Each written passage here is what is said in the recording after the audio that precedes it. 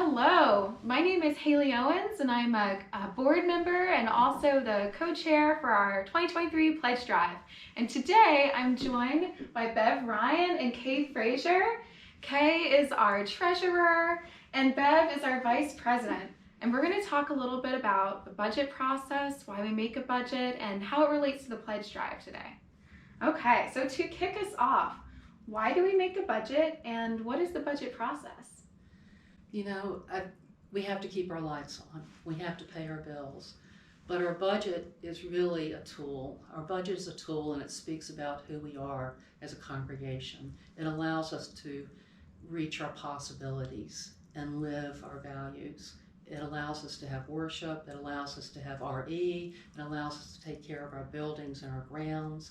It allows us to go out into the world and work for social justice.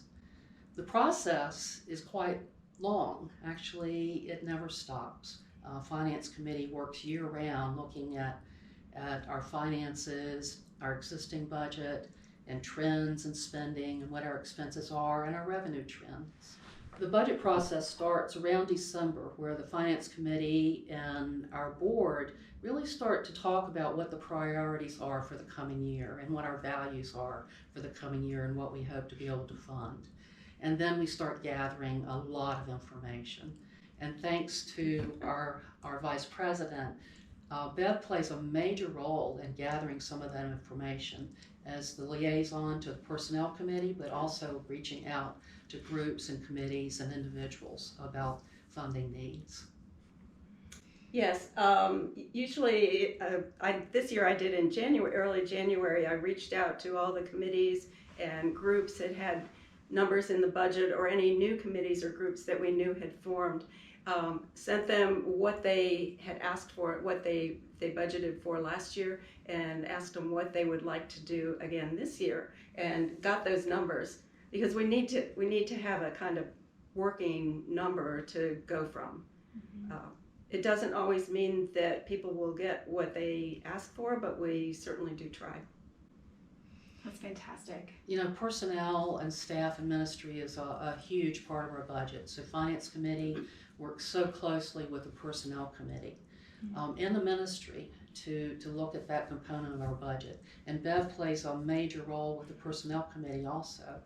That's fantastic. And I wanted to say I was on the presentation, or I got to listen to the presentation that you all offered to the board, and it sounded like you all had done so much research to arrive at the numbers for the staffing for this year. So I wanted to ask you to talk a little bit about those priorities. Sure.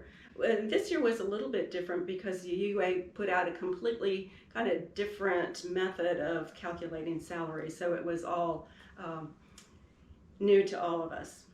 But Personnel Committee basically reviews all the UUA guidelines to make sure that we're sending the right recommendations to Finance Committee. Once it gets to Finance Committee, Reverend Tim has joined in, and we look at all the numbers and say, kind of an initial feeling, well, we think that this just isn't going to work because we're never going to get this much money in our pledge drive.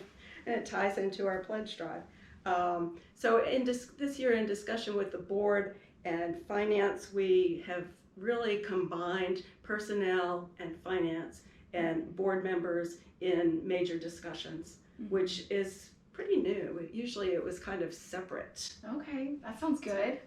So I know I was super inspired by your priorities. I mean, really trying to pay people well, and that's why we set ambitious goals for our pledge drive. Well, our priorities were, the first priority we have is to pay a living wage to any staff member. And in Charlottesville, if you don't know, that's $18.59 an hour. We want to ensure that everybody who comes into UUCville as a staff member is making at least the minimum recommended by the UUA. And then it hopefully goes up after that with experience. We want to make sure that we have equity between similar positions and experiences. And we want to increase transparency. So here we are. Fantastic. That's awesome. Okay, well, this has been really informative. To sum it all up, how is all of this good work tied to the pledge drive? So the Finance Committee, gathering all this information in collaboration with Ministry, Personnel Committee, all the data we're gathering, works through drafts of the budget, and it changes. But March 31st, we will have a number of what we've been able to bring in with our pledge drive. The revenues from the pledge drive fund 80% of our budget. That's why the pledge drive is so important to our budget and to our congregation. It allows us to live our values. It allows us to move forward in this world and plan for the next year. But we have to come to a balanced budget. And so Finance Committee, very early in April, will finalize the numbers, working with all the information that we've gathered and work towards that balance. As Bev said, we're not able to fund everything that we'd like, but we start with all the needs and all the wants, and then we have to start really discerning amongst those needs and the wants. At the end of the day, we think we'll have a very sound budget for the congregation to look at and hopefully approve. It will be a balanced budget. Revenues, expenditures will equal. And so on June 4th is our congregational meeting, and that'll be the opportunity for the congregation to approve that budget. There will be opportunities between now and then for the congregation to get more information, ask questions, and give us feedback before we get to that day. Great. Thank you so much. This has been truly in-depth, informative, and I'm grateful for all the hard work that you and all of your team members have been doing on this. And thank you for joining us in this video. So excited for this year's pledge drive. We're gonna rock it.